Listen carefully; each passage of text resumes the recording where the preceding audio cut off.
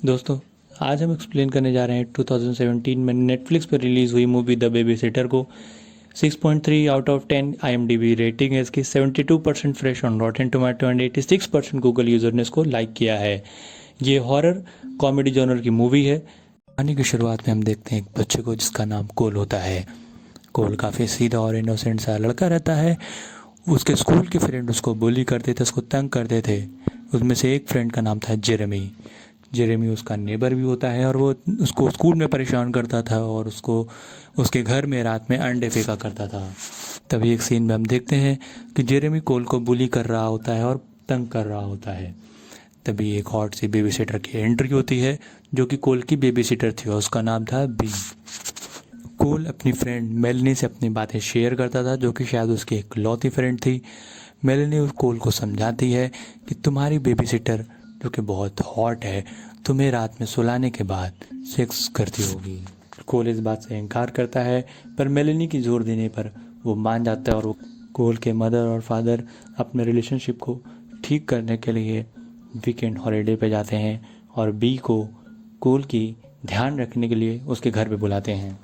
B और कोल mummy papa के जाने के बाद बहुत मस्ती करते हैं, जैसे कि डांस, गाना गाना, स्विमिंग करना। रात हो जाती है पर कोल को नींद नहीं आती है तो बी कोल को सुलाने के लिए उसके लिए एक ड्रिंक बना के लाती है। कोल बी से कहता है कि वो अपने लिए भी ड्रिंक लाए। वो अपने लिए ड्रिंक लेने जाती है। तभी कोल उस ड्रिंक को फेंक देता है और उसको पीता नहीं है और उसको पीने का नाटक करता है। कोल अपने रूम में जाता है और सोने का नाटक करने लगता है। बी को लगता है कोल सो गया। तभी घर की डोरबेल बजती है और कई सारे स्ट्रेंज अंदर आते हैं। मेरेनी कोल को बोलती है कि वो जाके देखे कि नीचे बी क्या कर रही है।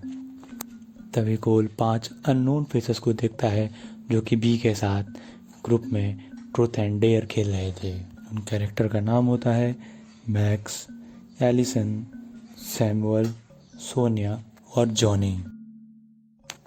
बी को डेयर मिलता है कि वहाँ पे बैठे सारे लोगों को उसको किस करना है। लास्ट में वो सैम को किस करने जाती है और किस करने के बाद 2 चाकू सैम के सर पे घोंप देती है। कोल ये सब चुपके से देख रहा था लेकिन बी के सैमुअल्स को मारते ही मानो कोल के पैरों नीचे जमीन खिसक गई और वो बहुत डर गया। नेक्स्ट सीन में हम देखते हैं कि मैक्स और जॉनी सैम के ब्लड को 2 कप में कलेक्ट कर रहे होते हैं। तब हमें समझ में आता है कि असल में ये एक रिचुअल परफॉर्म करने की तैयारी थी जिसमें एक बलि के बकरे की खून को कलेक्ट किया जाता है और एक मासूम के खून को जो कि कोल था उसके खून को मिला के एक डेविल की बुक को ऊपर उसको गिराना था और कुछ मंत्र पढ़ने थे, उससे आपकी विश पूरी हो जाएगी। और वो 4 लोग अपनी विश पूरी करने आए थे जिनको बी ने बुलाया था।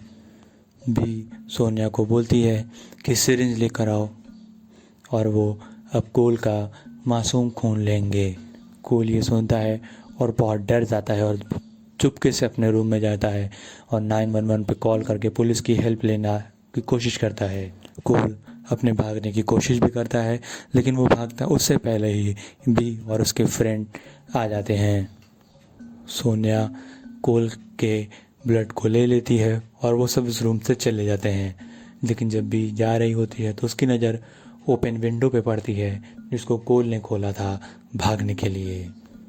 बी को ओपन विंडो देख के डाउट होता है और वो जाने का नाटक करने लगती है। कोल को लगता है सब चले गए और जल्दी से उठ के वो उस खिड़की से बाहर भागने की कोशिश करने लगता है। तभी बी उसे पकड़ लेती है और उसे सब बांध देते हैं। बी कोल से बातें करती है और ये पता लगाने की कोशिश करती है क्या उसने सैम के साथ हुए हादसे को देखा है, पर कोल उन्हें कन्विंस कर लेता है कि उसने कुछ नहीं देखा है और वो इस बारे में कुछ भी नहीं जानता है। बी सोनिया से कहती है कि कोल को खोल दे और उसे अपने रूम में जाने दे। तभी वहाँ पुलिस आती है और बी को डाउट होता है कि कोल ने कुछ गलत ज़रूर देखा है, इसलिए उसने पुलिस की मदद ली है। मैक्स और बी उन दोनों पुलिस वाले को मार देते हैं। कोल ये सब देख के बहुत डर जाता है लेकिन फॉर्चुनेटली वो अपने हाथ खोलने में कामयाब हो जाता है और वो भागने लगता है। कोल एक्सीडेंटली जॉन, मैक्स और सोनिया को मार देता है।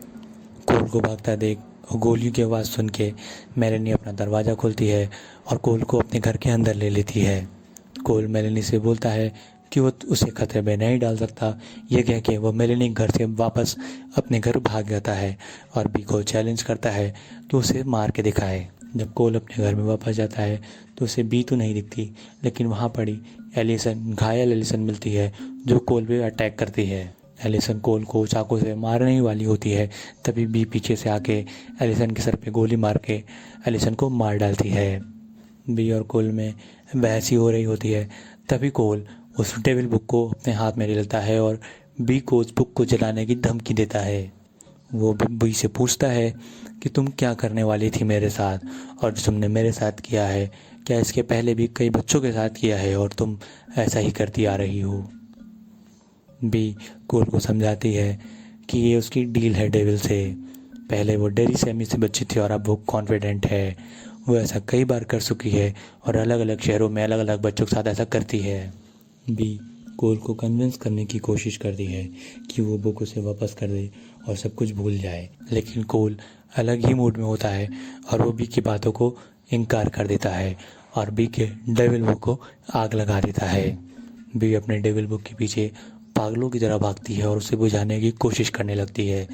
तभी कोल अपने घर से वापस जाता है और मेलेनी के फादर की कार को ला करके अपने घर में घुसेड़ देता है। घर में घुसते ही वो कार बी के ऊपर चढ़ जाती है और बी उस कार के नीचे दब जाती है। तभी हम देखते हैं कि बी कार के नीचे दबी थी और वो कोल से बातें कर रही होती है और उसे अलविदा कहती है।